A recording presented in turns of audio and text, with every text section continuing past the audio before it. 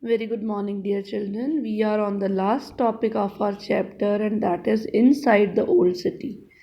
So, we talked about the new city, and now we are discussing what happened in the old city. So, children, see what happened to the old city, which was Shah Jahanabad. So, in the past, the Mughals, Delhi's famed canals had brought not only now.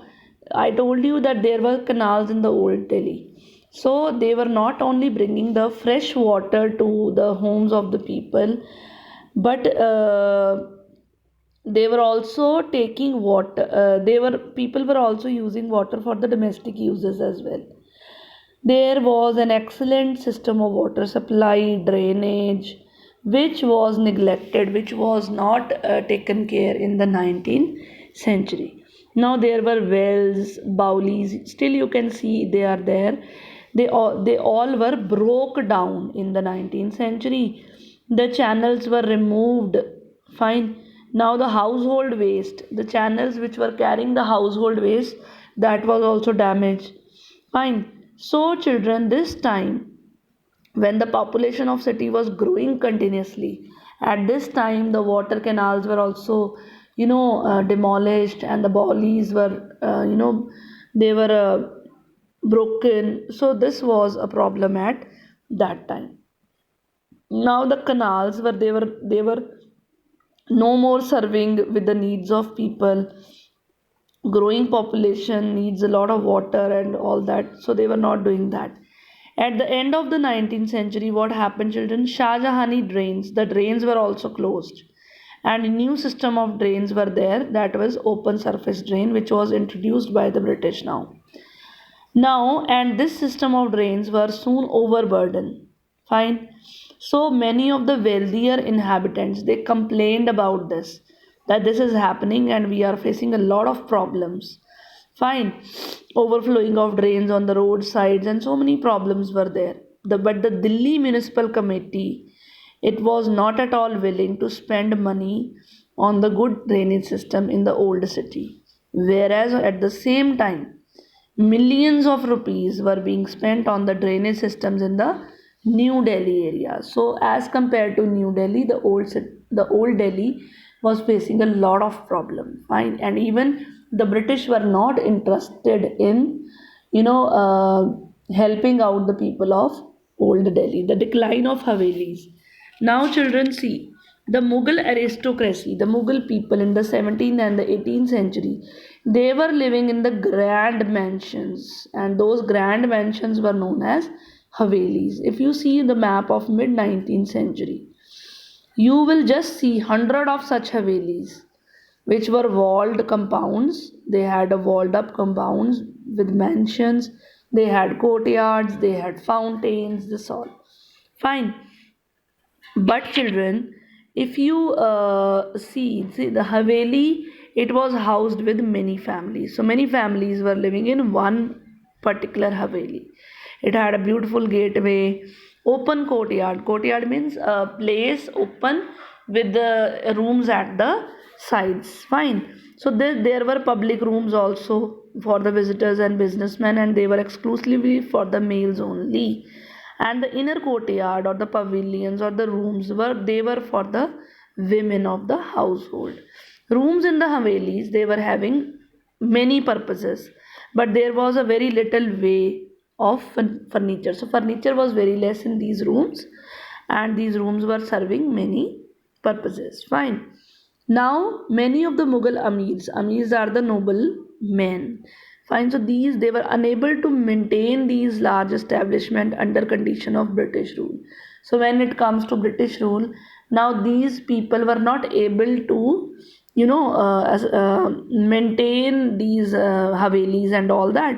So they began to either subdivide the Haveli or to sold the Havelis. Often the street front of the Haveli, sometimes the front side of the Haveli was made a shop or a warehouse.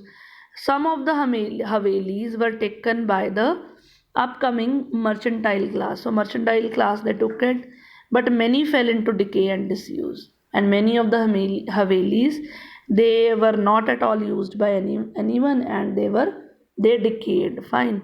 The colonial bungalow. Now, if you compare the colonial bungalow which were established, I mean made by the British, they were different from the Havelis. Havelis were made by the Mughals for their aristocracy, and here the British had made the bungalows. Fine, colonial bungalows. Now, in the bungalows, only one nuclear family was living. Single storied structure it was, with a pitched, I mean, flat roof it had, and 1 or 2 acres of open ground it had.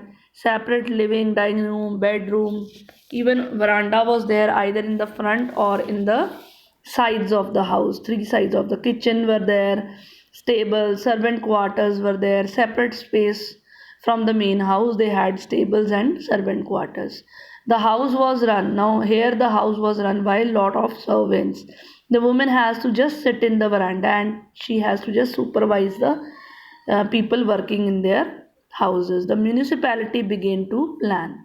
Now, when a census took place in 1931, revealed that the wall city area was horribly, crowded.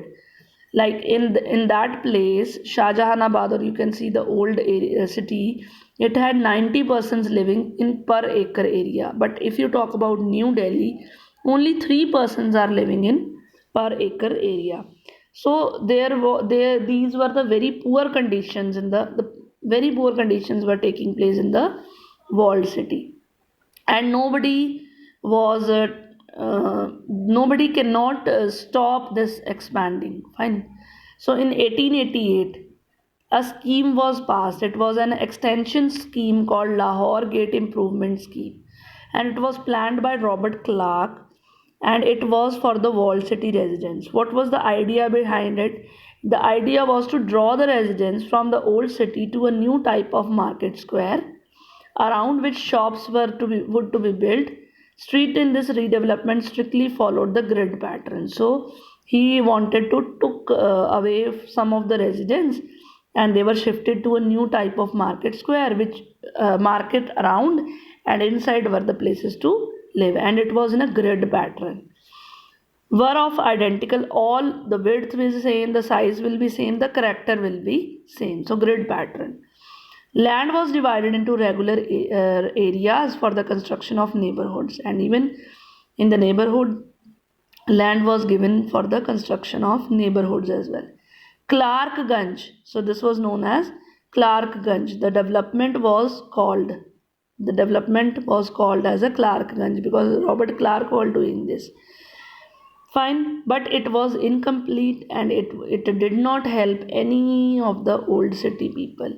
Even in 1912, the water supply and the drainage system in the new localities were also very poor. Fine.